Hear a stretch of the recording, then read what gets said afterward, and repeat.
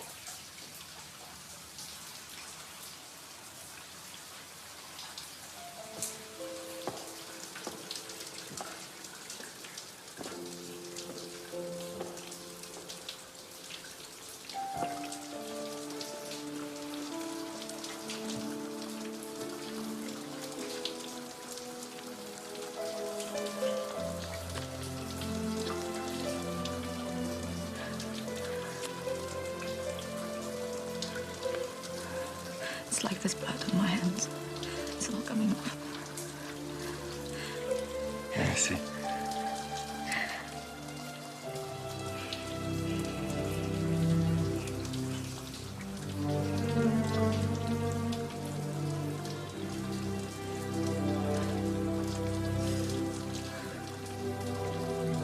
That's better.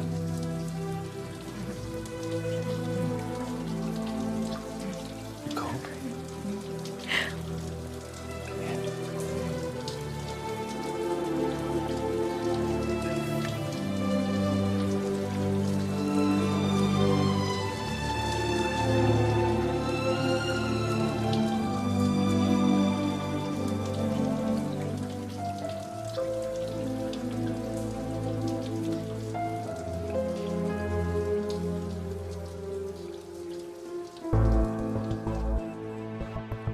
There I was, rock bottom. I couldn't sleep. I couldn't eat. The simple act of bathing myself and brushing my teeth seemed and were monumental tasks. The only writing I was doing was letters, not because I wanted to, but because I was driven to it. My dream seemed so far away. Soon after, even letter writing stopped. It would take me 12 years to break through the small press. 2 years later, Missy and me would break through on the film festival scene. Making it in the industry at any level is tough. It is my belief as you reach up to pull yourself up, you should have a hand extended downward to help the ones coming up behind you. It's all about giving yourself something to believe in, and then holding on for the ride of your life.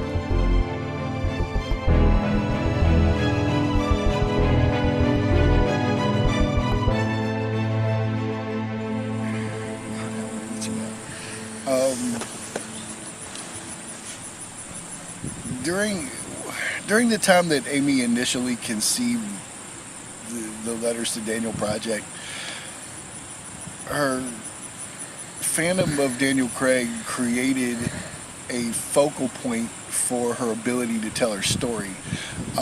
It very much was part literary device and part confessional without the usual baggage that a confessional comes with. Daniel Craig projects such an air of, I hate to say perfection, but he's somebody that you can imagine yourself pouring out your problems to, and he says, well, all right, then we'll fix it. And it created a believable narrative for Amy to tell a background for Amy to tell the rest of her story. Do you think Amy is delusional? Well, no. everybody sees the world through their own lens, and I don't think it's a delusion at all. Having seen the evolution of the story from the beginning, I don't think it's.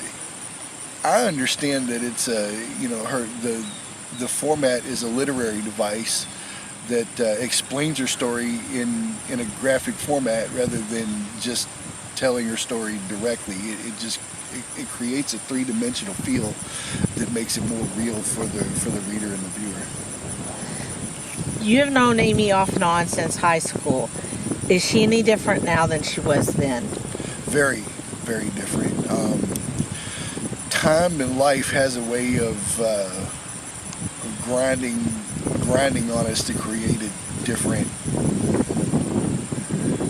maybe a little wiser, a little more humble, a little quieter. It certainly has for me. And while Amy is not the same, but that doesn't mean that she's any more or less a person than she was, since the very beginning of our friendship. Just a different person, and oftentimes a better person, a wiser person. What has it been like to watch Amy's writing and filmmaking career grow? Well, it's been an inspiration for my own creativity. Seeing the things that Amy accomplishes despite her differences, difficulties, her health problems and some of the other things she struggles with, her mental health problems, almost makes my own obstacles seem a little bit smaller, and it inspires me to struggle through my own obstacles and mental health issues. If you could gift her with one thing, what would it be? All the resources in the world to make all of the projects that are continuously streaming from her head. You have to work around Amy to understand the effluvium of ideas that pours forth from her at all times. And I would love to see her have all of the resources to make all of the projects that she comes up with. What would you say to someone who is struggling as an artist with mental illness? Keep working. Keep working, keep struggling. You're going to have your bad days, but don't let it discourage you. Sometimes it's your art that will save you.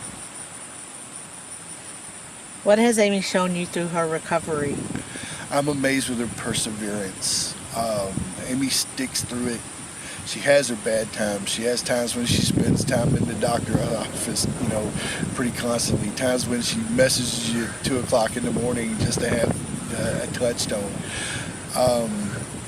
But to see Amy work and work and work and hang on to that dream is, the most important thing that I've learned from it. Whatever it is, man, you just get back on your horse and keep going. And that's what Amy does. That's the most amazing thing, is she just sticks with it. What do you want to say to Daniel Craig on her behalf?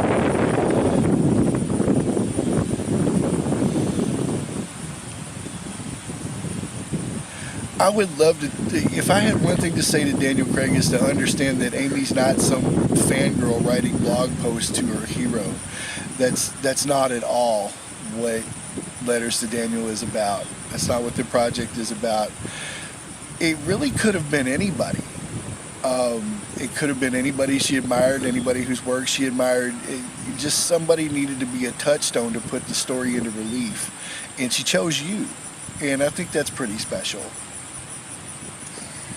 And finally, what do you want Amy to know about how Letters to Daniel has affected you?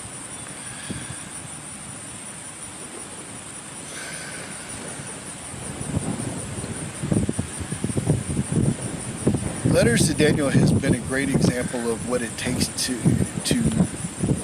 get a project made, to believe in a project to the utmost, and to get other people to believe in that project as well. To come from just an idea when we were chatting on Facebook one night to the verge of being something really, really special and really helpful, I think, to people, in her same situation. You really have to believe in your work, believe in a project, and believe in what you're trying to accomplish. And that would be, that's the message that I took from it. That's what I would like Amy to know that I got from it.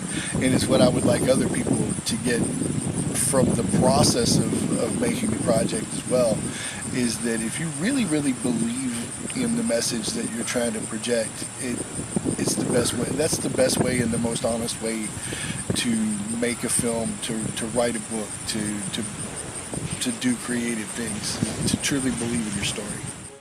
Texas was hard, but the first few months back were terrible. I didn't want to be in Kentucky. I wanted to be off conquering the film industry. I wanted to write about having bipolar disorder, but I didn't have enough stability to do either of those things. My mind had betrayed me and left me vulnerable and in need of professional help.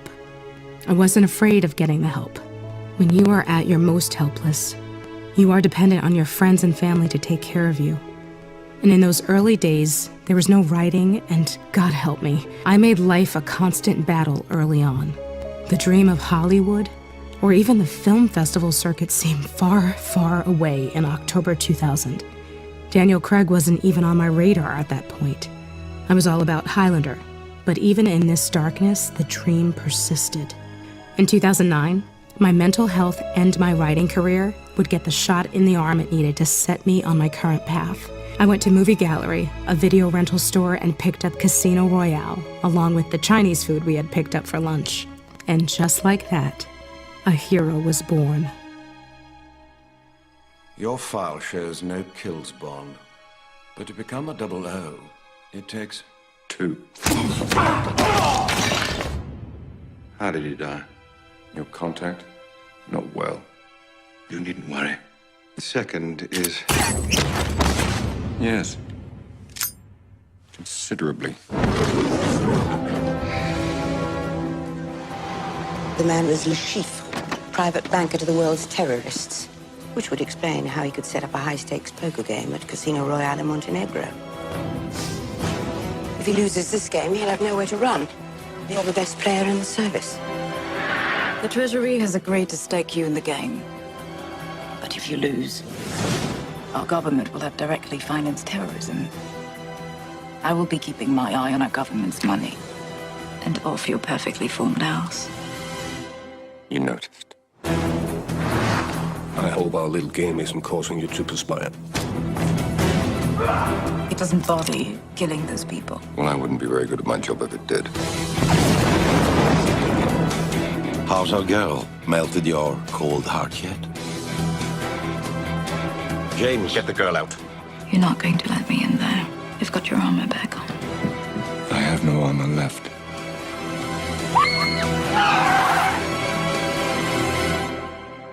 You've stripped it from me. Whatever is left of me. Whatever I am. I'm yours. The only question remains. Will you yield? In time?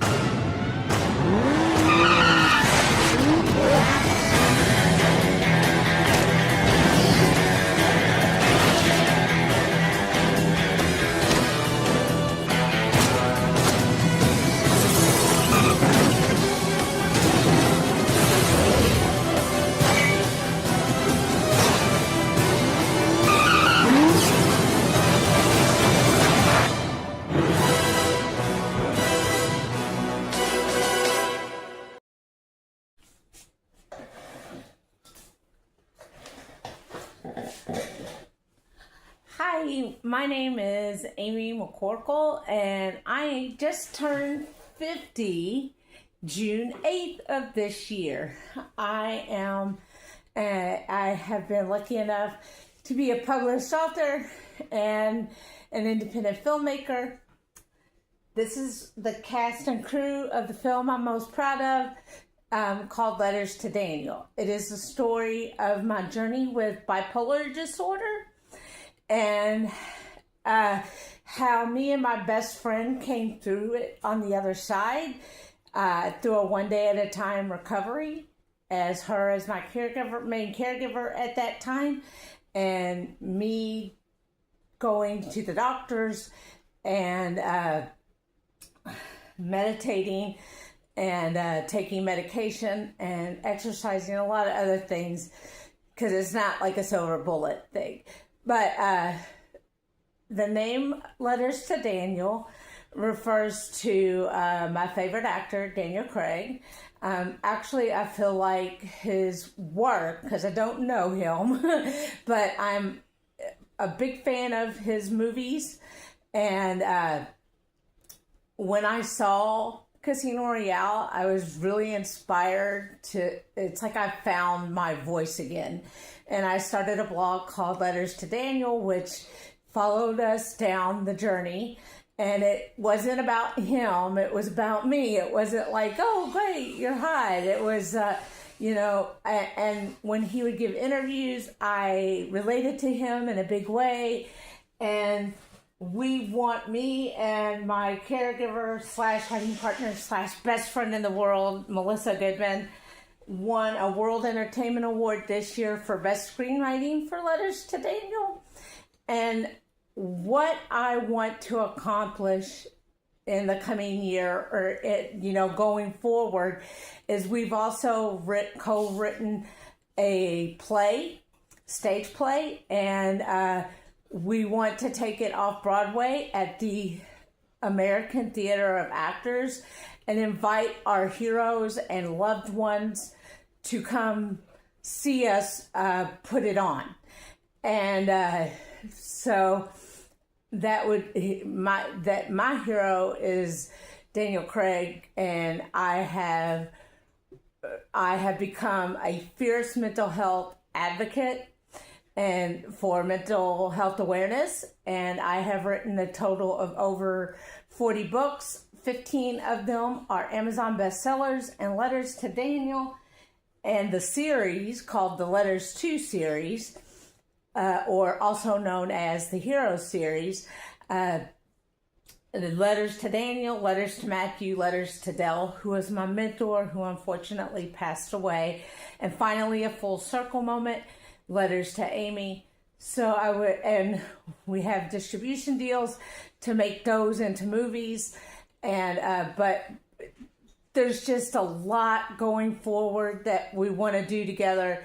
And if I could just get an opportunity to thank, one of the bucket list things is to thank Daniel for his work, for inspiring me to. Missy says his films made me feel seen and heard and comforted, and that everybody deserves to feel that way in their lives. And so, again, my name's Amy McCorkle. I live in Shepherdsville, Kentucky, and my number is 502-418-2607. My email is amyleigh07@live.com. And my snail mail address is 218 Cherry Street, Shepherdsville, Kentucky, 40165.